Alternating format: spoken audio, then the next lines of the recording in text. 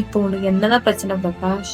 அவனும் என்கிட்ட ஃப்ரெண்டாக தான் பேசுகிறான், நானும் அவன்கிட்ட ஃப்ரெண்டாக தான் பேசுகிறேன். நீ தான் தப்பாக புரிஞ்சுக்கிற பிரகாஷ். அவன் பேசுறது தப்பான இன்டென்ஷன்ல இருக்குடி. அது ஏண்டி உன் மரமண்டிக்கு புரிய மாட்டேங்குது? எனக்கு தெரியும் அவன் எப்படி பேசுகிறான்னு. அவனுக்கு எதுக்குடி ஸ்டோரி போடுற?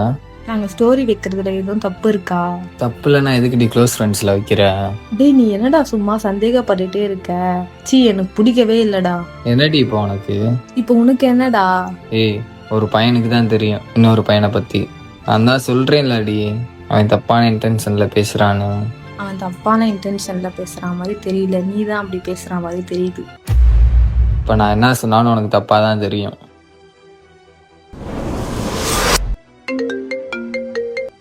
ஹலோ.